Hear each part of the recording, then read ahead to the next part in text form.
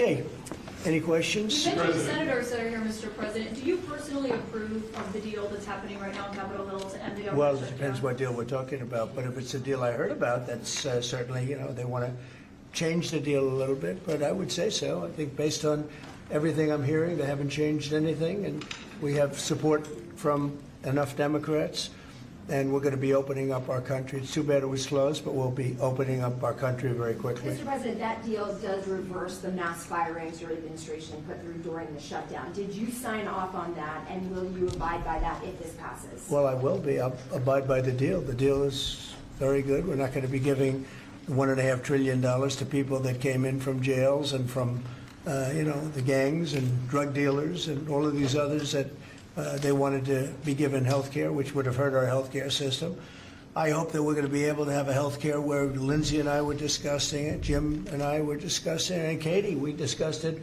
We want a health care system where we pay the money to the people instead of the insurance companies. And I tell you, we're going to be working on that very hard over the next short period of time, where the people get the money. We're talking about trillions and trillions of dollars where the people get the money. Yes, please. Syria, the Syria president, sir, could you update us on your meeting? Did you come to any agreements?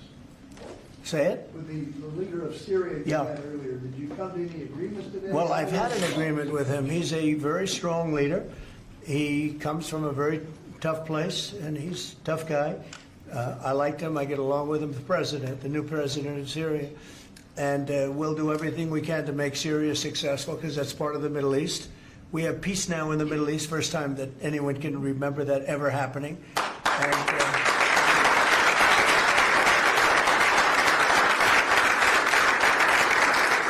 as you know, Syria is a very big part of the Middle East, very important part. If you look back at Syria, for years they had the doctors, the lawyers, they had so many of the great intellects. It's an amazing place with great people. And we want to see Syria be successful along with the rest of the Middle East. So I have confidence that he'll be able to do the job, absolutely. How close are you to a deal on a trade deal with India? Are you willing to consider lowering the current tariff rate?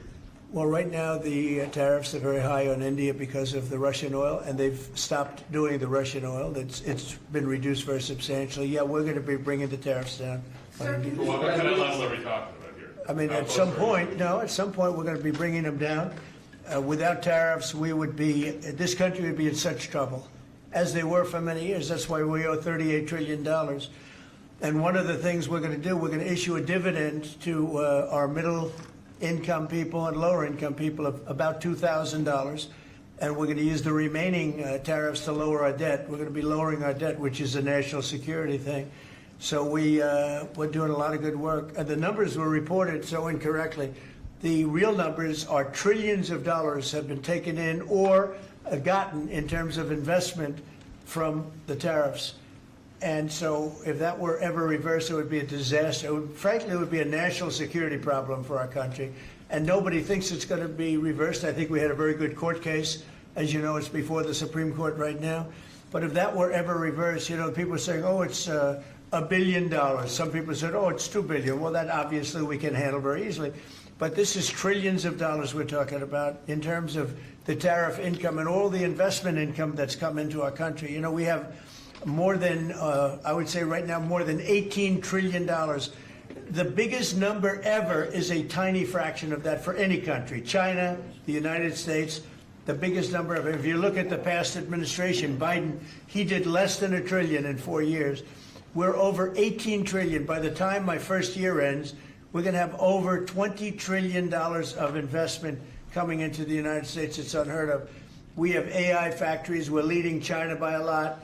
We have cars and car plants coming in by more than we've ever had built before.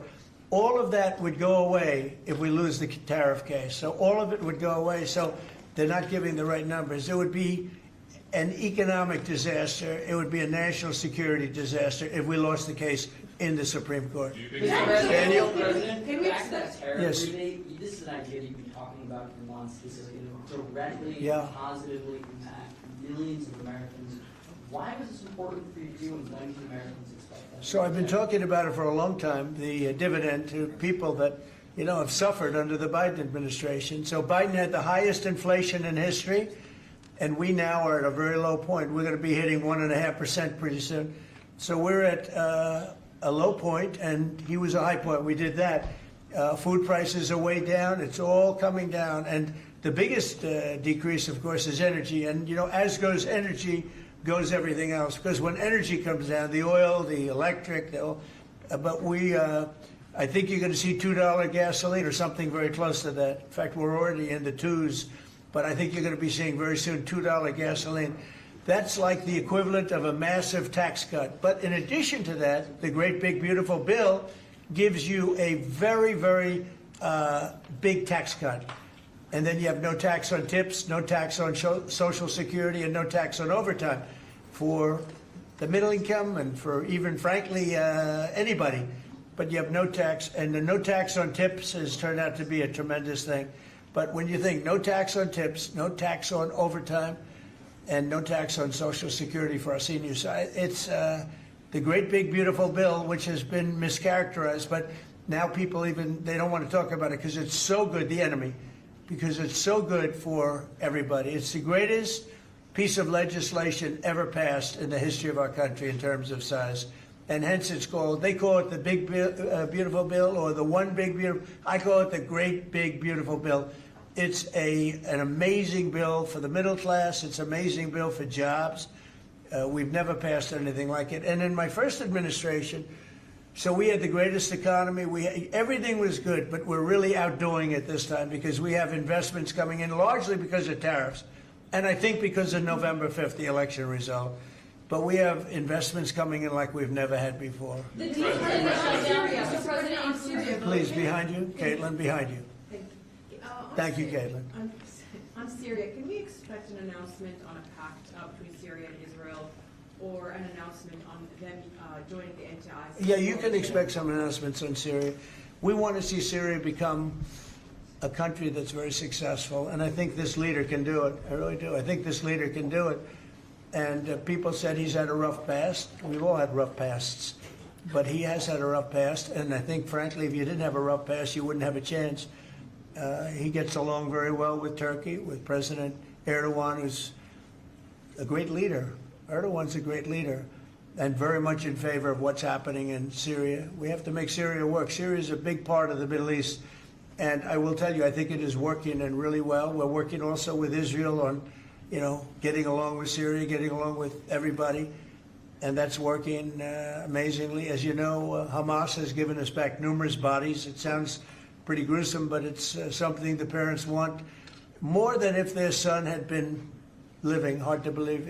I've seen all of the parents, so many of the parents, and getting back the body of their son, their dead son, is as vital to them, as important to them, as if the boy was generally the boy was alive.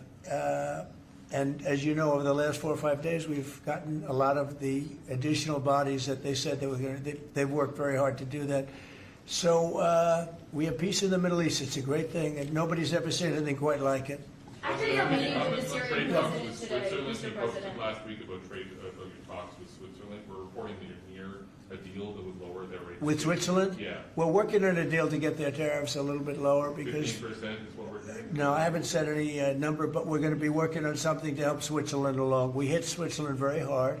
We want Switzerland to remain successful, and we're a part of Switzerland in the sense that they've been a very good ally. Yeah, we're working on them and some others, and we're working on others to increase them a little bit too. How close is it to Switzerland? Switzerland? What, do you have something to do with Switzerland?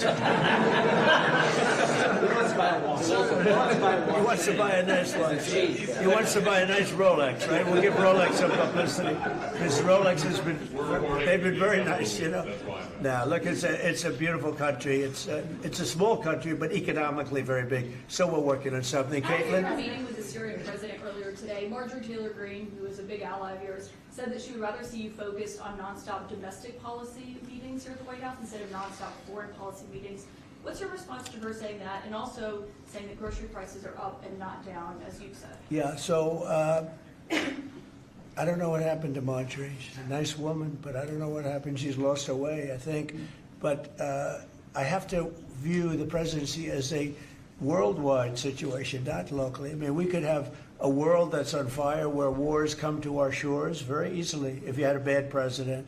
We had a horrible president, and we ended up with Russia, Ukraine, and we ended up with other disasters too. Don't forget, I put out 8 wars, 9 to come.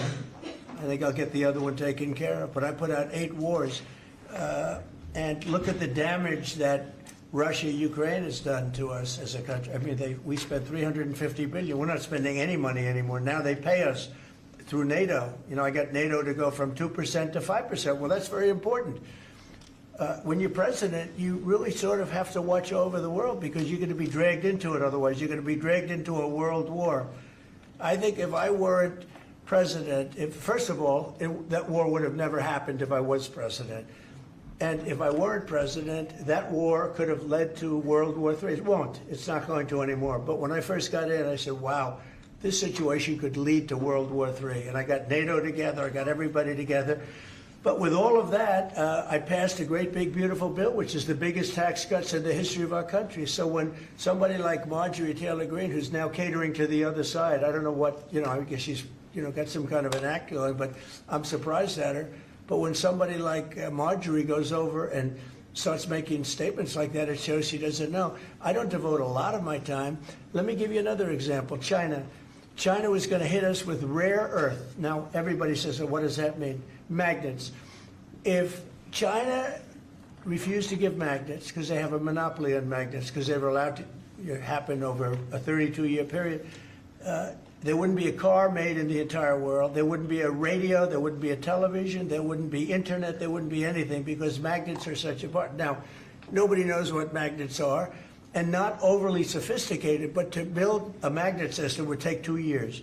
So if I weren't able to say to China, look, if you're going to do that to us, we're going to charge you 158% tariff. It was 100% on top of 58%. And China called up immediately and said, we will make peace. And we made peace. We made a great deal. We made an unbelievable deal. China's paying tariffs to the United States, not the United States paying tariffs to China, which has always been the way it was. Nobody can believe these deals. But so when somebody makes a statement about he's devoting time to the world, well, the world is the United States, because if the world's in trouble or if the world is ripping us off, the world was ripping us off before I came here. Europe was getting massive tariffs. They were sending us 9-10 million cars a year. We were sending them none. They were not taking our agriculture. We were taking massive amounts of their. It was so unfair.